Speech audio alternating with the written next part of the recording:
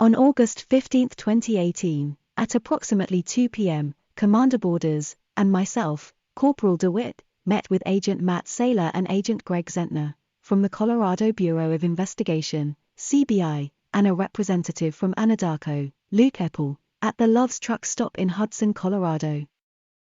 We were requested by Commander Dave Egan, with the Frederick Police Department, to assist in searching the area around an oil well site, located at latitude 40.21.625, and longitude 104.36698, which is located in County of Weld, and State of Colorado, with our small unmanned aerial system for anything that might be related to the disappearance of Shanann Watts and her two daughters, Celeste and Bella Watts.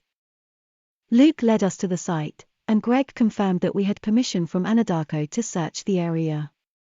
Greg advised us that on the morning before Shanann, Celeste and Bella were reported missing, Christopher Watts had come out to this well site for work, which had been confirmed with the GPS in his work truck. When we arrived at the site, Luke explained the layout of the site. The site was surrounded by a barbed wire fence, and the main site was within that fence. On the south side of the site was the well, to the northeast of the well was a separator, and to the northwest of the separator was a small tank that was open on top with a net over it that held water, and two larger tanks that were directly to the west of the water tank that held oil and water. Luke explained the water in the smaller tank was removed from the larger tanks as the oil and water separated, leaving primarily oil in the larger tanks.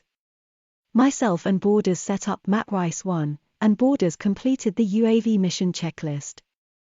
Borders piloted the SUAS first, and started by taking overall photos of the area and the oil well site. Borders then began a systematic search inside the fenced area, and started by flying over the south side of the site. Within a few minutes, Borders discovered what appeared to be some type of white cloth fabric in the field, to the south of the site. Borders hovered over the white fabric, and requested I walk out to where the fabric was to see if I could determine what it was. As I was walking towards the material, I came across an area where the ground had visibly been disturbed, as if somebody had been digging there. I pointed out my findings to Saylor. At that time Borders requested that we come back to the vehicle, as he had been able to get close enough to the material to identify it as a bed sheet. Greg advised us that during their search of the Watts residence that morning, there was a fitted sheet that was missing from a bed sheet set that was found in the trash. I advised Greg of the area that we had discovered where the ground was disturbed. I then took control of the SUAS and photographed the well site from the south, incorporating the sheet and the disturbed ground into my photographs. I also took close-ups of the disturbed ground, and located the head of a rake in the dirt. I later located the handle of the rake to the east of the disturbed dirt. Borders and Saylor went out into the field, to verify that the item was a sheet. They approached the sheet by circling around the fence line to the south from the west, and approached the sheet from the south. They were able to confirm it was a sheet, and also located two black garbage bags, with red drawstrings in the field near the sheet. After identifying the sheet, they came back to the vehicles, the same way they went in. Later, Saylor, Borders, and myself went out into the field by circling around the fence line to the south from the west, and approached the sheet from the south again. Saylor confirmed the pattern on the sheet matched the pattern from the Watts residence, and that it was a fitted sheet, which was the type of sheet missing from the Watts residence. While we were waiting for further direction, Saylor came over and advised us that Christopher had confessed to killing Shanann, Celeste, and Bella. Saylor advised that he had disposed of the body somewhere in the area of the well site we were at. Later, Saylor brought over his cell phone and showed Borders and myself one of the pictures I had taken with SUAS, showing the disturbed ground and well site in it. Saylor told us that Christopher had marked on the picture where he had disposed of the bodies. The disturbed ground had initials written on it, and each storage tank had initials written on them. Saylor stated Shanann was buried where the ground was disturbed, and Celeste and Bella's bodies were each inside one of the tanks. Borders redeployed the SUAS, and photographed the oil storage tanks, where Celeste and Bella's bodies were presumed to be. CBI's crime scene unit arrived on scene, and requested that we take more photos of the oil storage tanks and a video of the entire scene. I redeployed the SUAS and photographed the oil storage tanks from various angles, and then recorded a video showing the site from a 360-degree view and close-ups of the major areas of interest. That concluded the use of the SUAS at the well site. All photographs have been attached to this report and saved in our digital evidence folder. The video was not attached to this report due to its size. The CBI's crime scene unit later requested assistance when they were exhuming what was presumed to be Shanann's body from the shallow grave. I assisted by moving sand and dirt away from the edges of the dig site as they unearthed the body. I had no further participation at the scene once the body was removed from the shallow grave. No further action taken at this time. W. DeWitt. Supplemental narrative, written by Bryce Borders. On the 15th of August 2018, at approximately 9 a.m., I was asked by Sergeant Ian Albert of the Frederick Police Department if we could deploy our UAS in the area of a oil gas well site for photos and to search for anything related to their missing persons case. I advised we could, and Sergeant Albert said they would call later in the day when they were ready.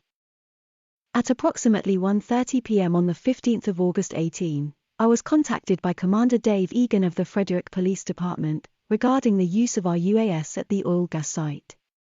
Commander Egan advised me to meet 2 Colorado Bureau of Investigation agents and an Anadarko representative at the Love's gas station in Hudson, and we would caravan to the oil gas site north of the town of Roggan. I asked Commander Egan if permission from the controller of this particular property had been granted. I was advised Anadarko is the controller of this property and they had granted permission to do so. On scene of the oil gas site, the Anadarko representative Luke Eppel explained they control the pad site and the property surrounding the pad encircled within a barbed wire fence. UAS Matt Rice 1, FAA registration number FAK7E7XK3, was assembled for use. Initially I took photos of the oil gas site.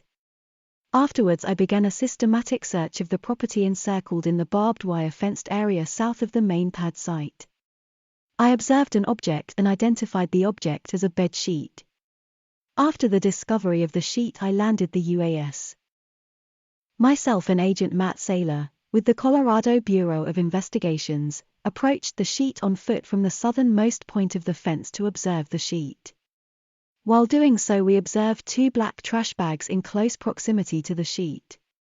Later myself and Agent Matt Saylor approached the sheet again from the same direction as before, to compare the pattern of the sheet to a photo Agent Saylor had from the sheets in the Watts home. The sheet pattern in the photo matched the pattern of the sheet at the oil gas site.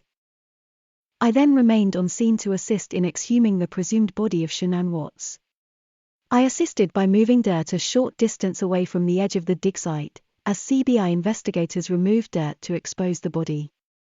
Afterwards I cleared the scene. End of report. Bryce Borders. Colorado State Patrol, Hazardous Materials Incident Narrative Report. On the 15th of August 2018, at 11:44 p.m., Sergeant Armstrong received a telephone call from Deputy Director Schaefer, from the Colorado Bureau of Investigations, CBI, requesting the assistance from the Colorado State Hazardous Materials Section with an ongoing investigation. On the 16th of August 2018, at 5 a.m., Sergeant Armstrong sent a text message to Trooper Wilson and Ted Bandy, both with the Colorado State Hazardous Materials Section, CSP Hazmat, advising us to contact him in reference to a CBI request. At 5:04 a.m., Trooper Bandy contacted Sergeant Armstrong and advised that he would be en route to Roggan, Colorado. At 5:30 a.m., I had a phone conversation with Sergeant Armstrong in reference to an agency assist we needed to complete. The Colorado Bureau of Investigation, CBI, and Frederick Police asked out hazmat team to assist in recovering deceased victims from crude oil tanks in southeast Weld County. This stemmed from a case that Frederick Police were investigating where 3 members of a family were missing in their jurisdiction. Investigators had reason to believe that 2 of the missing persons were deceased and dumped in 2 400-barrel crude oil tanks on an Anadarko petroleum drill site. We were asked to meet CBI agents at 7:30 a.m. on the north side of the Roggan exit I-76. I responded to Roggan and met with Sergeant Armstrong and Trooper Ted Bandy at 7:30 a.m. At 7:53 a.m., Trooper Reeder, with the Colorado State Patrol Hazardous Material Section, called Sergeant Armstrong, and it was decided that a fourth hazardous material technician would be needed. CBI agents arrived and we followed them to a remote Anadarko crude tank battery site north of Roggan. Representatives from Frederick Police, Anadarko Petroleum, DT Welding, and Northern Plains Trucking were already on scene at the tank battery. There were two 400-barrel crude oil tanks at this location. Brett Sisler, with Anadarko, met with everyone on scene to talk about the plan to offload both crude oil tanks and on-site safety. At 8:54 a.m., Trooper Bandy contacted the Morgan County Dispatch Center to ask for a member of the Wiggins Fire Department to contact him. At 9:02 a.m., Trooper Bandy was contacted by Tim Walker with the Wiggins Fire Department. Trooper Bandy explained the recovery effort and requested a brush truck and a tender to respond to the scene. At 9:36 a.m., Tim Walker called Trooper Bandy and stated he had a brush truck and a tender headed to Roggan to the staging area. Sergeant Armstrong, Trooper Bandy, and I then assisted CBI and Frederick Police conduct a grid search of the field, just south of the tank batteries. We were advised to flag any item that did not belong on the ground in the area. We walked from west to east, then along the east fence to the north. CSP personnel did not see anything that appeared new or out of the ordinary to the environment. Northern Plains Trucking had tanker trucks on scene and were methodically pumping crude oil out of the tank to the east first. The crude oil was first being drained into a metal pool. A hose with a screen device on the end of it pumped the crude oil out of the metal pool and into the tanker truck. CBI agents were watching the metal pool for any items that may be evidence in this case. Jeff Jones, with Anadarko, used a 4-gas monitor to constantly monitor the air around the metal pool, to stop work if the air became too toxic or flammable. Trooper Darren Reeder arrived on scene to assist once the recovery process started. While the first crude tank was being offloaded, Trooper Bandy, Reeder, and I put rope handles on 2 containment pools. We anticipated the bodies to be covered in crude oil and were going to use the pools to put each body in once recovered.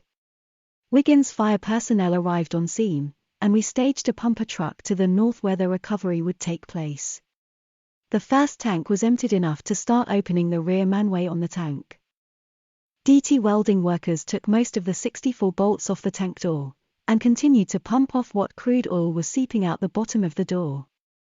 Sergeant Armstrong went up to the top of the tank and looked in the thief hatch. Sergeant Armstrong told me he could see what looked like a body face down on the south side of the tank. Sergeant Armstrong took photos through the opening using the Weld County Coroner's Office camera.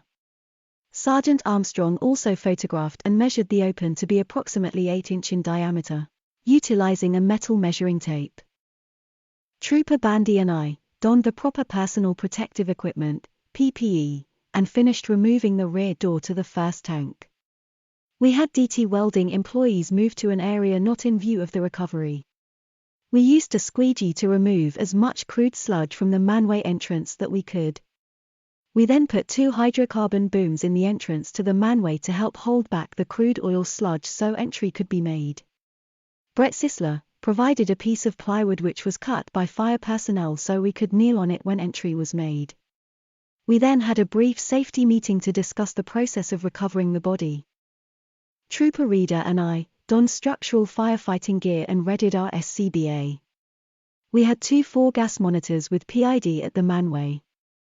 Even with the thief hatch open and the manway off, the readings for lower explosive limit, LEL, and volatile organic compounds, VOC, were extremely elevated due to the confined space. We had Wiggins fire personnel charge a hose line and move closer to the manway entrance. Trooper Bandy and Sergeant Armstrong were posted at the hatch opening with a 4-gas monitor. We went on air at 3:41 p.m. and made entrance to the first tank at 3:42 p.m.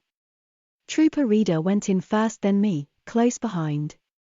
There was a body face down on the south side of the tank with the head facing west. It appeared to be a small female child.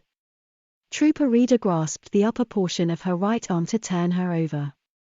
Trooper Reader then lifted her by both arms as I held her right leg. Trooper Reader held her left arm and left leg as we moved the body towards the manway.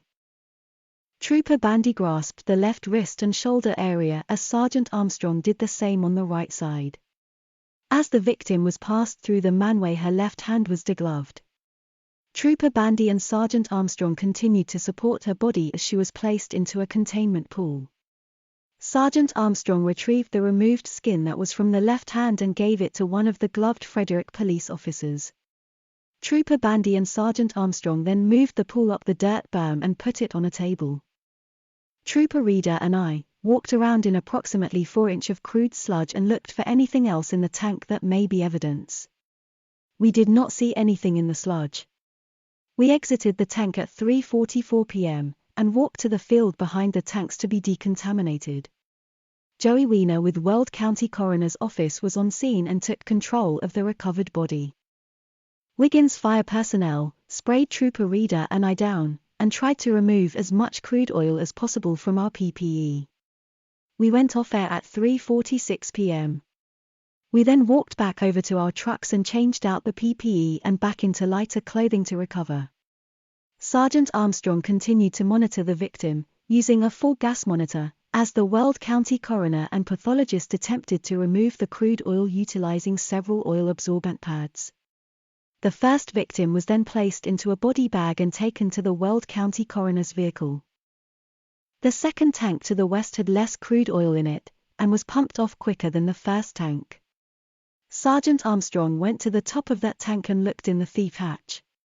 Sergeant Armstrong told me he could see another body that appeared to be face up on the south side of that tank.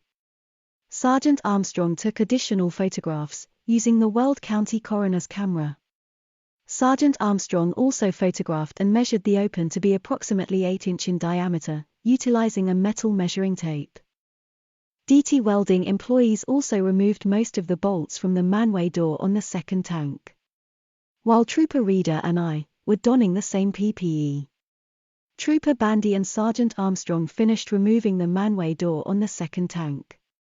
Wiggins fire personnel again charged a hose line and moved closer to the second tank.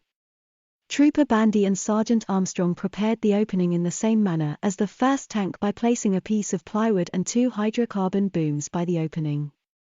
Sergeant Armstrong monitored the entranceway with a full gas monitor. The levels were measuring about the same as the first tank. Trooper Reader and I went on air at 5:53 p.m. and made entry into the tank at 5:54 p.m. I went in first with Trooper Reader close behind. I walked over and could see a small child's body face up. I grabbed her right arm near the wrist area and moved her towards the manway. At this point, Trooper Reader was able to secure her left arm and left leg. Trooper Reader and I then passed the body through the manway. Trooper Bandy grasped the left wrist and shoulder area as Sergeant Armstrong did the same on the right side. As the victim was passed through the manway, Trooper Bandy and Sergeant Armstrong continued to support her body as she was placed into a containment pool. During this extraction there was some skin slippage where we had to touch the victim's body. There was also some skin on the plywood where her back made contact. Trooper Reader and I then walked around the inside of that tank, which also had approximately 4 inches of crude sludge in it. We did not locate any additional evidence in the tank. We exited the tank and walked over to the field south of the tanks. The body was turned over to the Weld County coroner, Joey Weiner. Sergeant Armstrong continued to monitor the second victim, using a full gas monitor, as the Weld County coroner and pathologist attempted to remove the crude oil utilizing several oil-absorbent pads. The second victim was then placed into a body bag and taken to the Weld County coroner's vehicle. Wiggins Fire again decontaminated both of us with hose spray and firefighting foam. We went off air at 5:56 p.m. Trooper Reader and I then went back to our response trucks and removed our PPE. We cleaned up our equipment and began putting everything away. Trooper Reader and I changed back into our patrol uniform. Our on-scene hazmat team continued cleaning up and putting equipment away. All of the contaminated equipment was gathered and placed within a large top. Brett Sisler stated that he would make arrangements with a clean-up contractor to take care of the contaminated items. We cleared the scene at approximately 6:45 p.m. Additional notes. After speaking with CBI agent in charge Lewis, he advised all of us to complete one report with all our input because we were acting as one unit. All times indicated in this report are approximate.